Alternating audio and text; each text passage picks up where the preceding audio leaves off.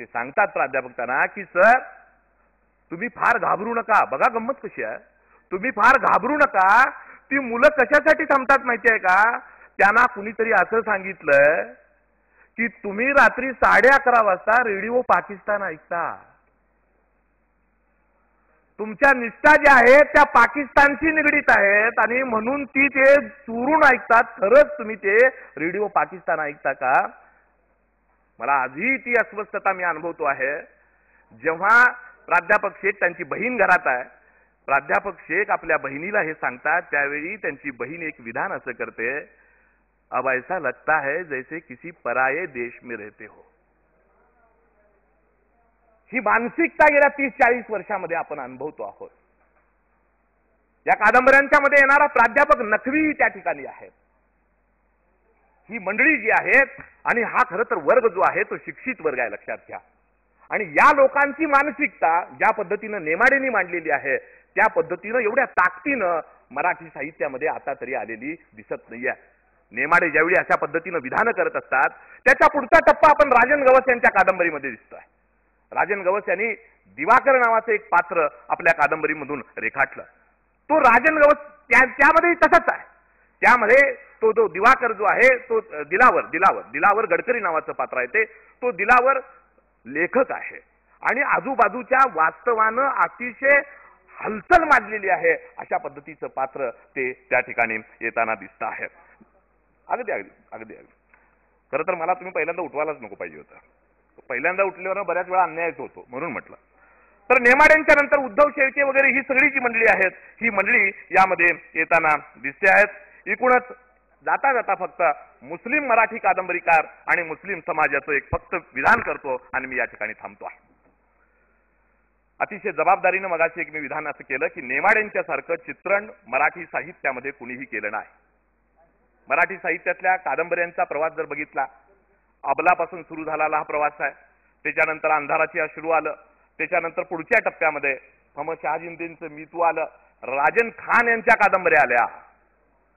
राजन खान यांच्या कादंबऱ्या शर्यत असेल, काफर असेल, या सगळ्या कादंबऱ्या या ठिकाणी आल्या. पुढच्या टप्प्यामध्ये अतिशय महत्वाची अशी एक कादंबरी आपल्या समोर येताना दिसते आहे, रहबर, जी रफिक सूरज यांची कादंबरी आहे. आणि त्यानंतर शकील शेख यांची जुबा नावाची कादंबरी आली. आता या सगळ्या कादंबऱ्या बघितल्यानंतर मध्ये एक राहिलं, इंधन जी आली ती हबीब दलवाईंची आली. वाद कसलाही असू दे, वादात मी पडत नाही, पण इंधनच्या माध्यमातून हबीब दलवाईंनी जे मुस्लिमांचं पहिलं चित्र मांडलं ते खरंच वास्तववादी स्वरूपाचं चित्र होतं. कोकणातला मुस्लिम आणि या मुस्लिमाच्या अनुषंगानं जे काही चित्र आलं, भलेही त्यांना ज्या पद्धतीनं ते मुस्लिमांच्या पर्यंत पोहोचवायचं होतं ते कदाचित त्यांना ते पोहोचवता आलं नाही. दुर्दैवानं हे घडलं. नंतर पुढच्या टप्प्यामध्ये काफर असेल, शर्यत असेल, या कादंबऱ्या राजन खान यांच्या माध्यमातून आल्या. खान यांची भूमिकाही तीच आहे. खान यांनी अतिशय आक्रमक पद्धतीनं त्याची सगळी मांडणी केली. कदाचित शब्दाची मांडणी असेल आणि ज्या पद्धतीनं शर्यत मधला आशय जो आहे तो आशय असेल, ज्या पद्धतीनं तो मांडायला पाहिजे होता तो आमच्या मुस्लिम समाजाला थोडंसं काय झालं, पेलला नाही म्हणून असेल कदाचित. पण शर्यतच्या संदर्भात ही इंधन सारखीच अवस्था त्या ठिकाणी झाली. मीतू शहाजिंदे सरांची आली. त्यामध्ये असणारा हमीद आणि त्याचं असणारं ते दुसऱ्या धर्मातील मुलीशी म्हणण्यापेक्षा दुसऱ्या धर्मातील प्राध्यापिकेशी असणारं संबंध, आणि त्यामध्ये त्यांची ही मुस्लिम मानसिकता त्या हनीफच्या माध्यमातून येताना दिसते आहे. भलेही त्यांनी काहीतरी वेगळं केलं, म्हणजे हिंदू मुस्लिम अशा पद्धतीनं, म्हणजे दोन्हीही विवाहित असताना वेगळ्या पद्धतीचा निर्णय घेत असताना देखील तो हनीफ जो आहे तो हनीफ मात्र मुस्लिम मानसिकतेचा प्रत्यय आपल्याला करून देताना दिसतो आहे.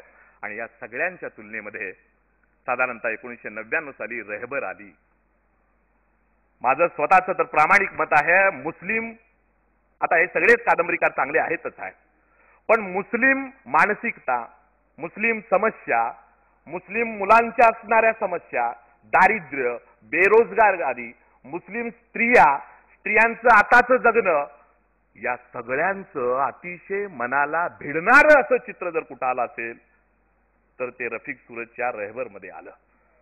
त्या ठिकाणी तो मांडतानाच खरं तर मला आश्चर्य वाटतं की तो सीएचबी करणारा तो मुलगा जो आहे तो जेव्हा वर्गात जातो, अहो केवढी विचित्र अवस्था आहे बघा. तो इतिहासचा प्राध्यापक आहे आणि इतिहास शिकवत असताना छत्रपती शिवाजी महाराजांचं नाव आल्याबरोबर तो दचकतो. का दचकतो? त्याला एवढंच माहिती असतं, त्याला वाटतं ते की जेव्हा जेव्हा मी कधी मराठ्यांचा इतिहास शिकवतो तेव्हा तेव्हा समोरची मुलं जी आहेत ती मुलं सावध होतात. आता काय बोलतात बघूया. हे काय चुकीचं बोलतोय का बघूया. शिवाजी महाराजांना अरेतुरे म्हणतोय का बघूया. म्हणजे ही जी अवस्था आहे ही अवस्था या तरुण पोरांची अवस्था आहे.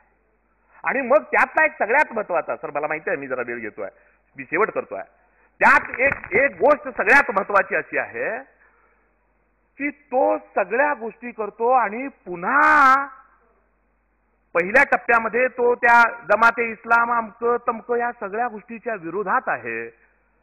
पण जेव्हा त्याला लक्षात येतं की मला नोकरी मिळत नाही, माझ्या घरातील कौटुंबिक स्वरूपाच्या अडीअडचणीमध्ये मला कुणीही मदत करत नाही, तेव्हा तो जो शिकलेला जो आहे सलीम, तो सलीम पुन्हा जमातमध्ये निघून जातो. म्हणजे हा जो प्रवास आहे, म्हणजे भारतीय मुस्लिमांच्या संदर्भामध्ये जो एक आरोप केला जातो की ही मंडळी धर्माच्या संदर्भामध्ये प्रचंड कट्टर स्वरूपाची असतात, ती अशी असतात नव्हे, ती परिस्थितीनं बनतात, याचं एक सुंदर असं चित्रण रहबरच्या माध्यमातून आपल्या समोर येताना दिसतं.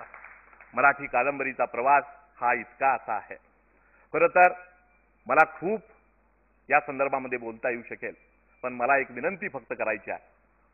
मगाशी मला वाटते पठाण सरांचं भाषण ऐकत असताना त्यांचं ते लिखित दिलेलं भाषण बघत होतो आणि त्यामध्ये त्यांनी मराठी विद्यार्थी आहेत अमकं तमकं अशी काही विधानं केलेली आहे.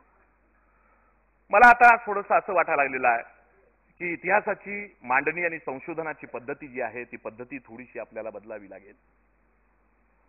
एखादं विधान जेव्हा आपण करत असतो काय होतं बघा की सरसकट विधान जेव्हा एखादं केलं जातं की मराठी साहित्यामध्ये मुस्लिमांचं चित्रण जे आहे ते चित्रण नेहमीच विकृत केलं जातं, अशा पद्धतीचं विधान जर तुम्ही करू लागला तर मग तो नेमाड्यांच्यावरती अन्याय होईल, तो मग त्याच पद्धतीनं उद्धव शेळक्यांच्यावरती अन्याय होईल, मनोहर तल्हारांच्यावरती अन्याय होईल.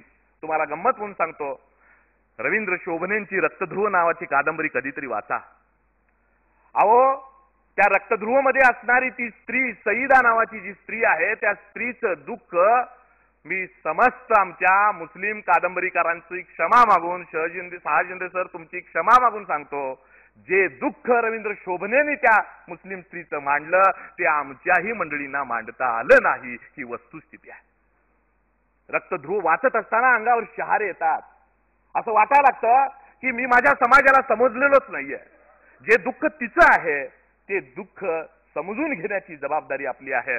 आणि म्हणून साहित्याच्या क्षेत्रामध्ये वावरत असताना मला आता वाटायला लागलेलं आहे की भले ठीक आहे इतिहासाची पुनर्मांडणी अमकं तमकं या सगळ्या जरी गोष्ट असल्या तरी संशोधक म्हणून जेव्हा आपण साहित्याची मांडणी करत असतो, साहित्य बघत असतो, त्यावेळी आपला दृष्टिकोन जो आहे तो अधिक व्यापक करायला हवा. निश्चितपणे ज्या त्रुटी असतील त्या त्रुटींच्यावरती बोट दाखवूया, पण ज्यांनी खऱ्या अर्थानं एक पॉझिटिव्ह सेन्स ठेवून लेखन केलेलं आहे त्या मंडळींच्या लेखनाचा आदर करून तो या अशा साहित्य संमेलनाच्या निमित्तानं या ठिकाणी आणावा, अशा पद्धतीची एक अपेक्षा या ठिकाणी व्यक्त करतो.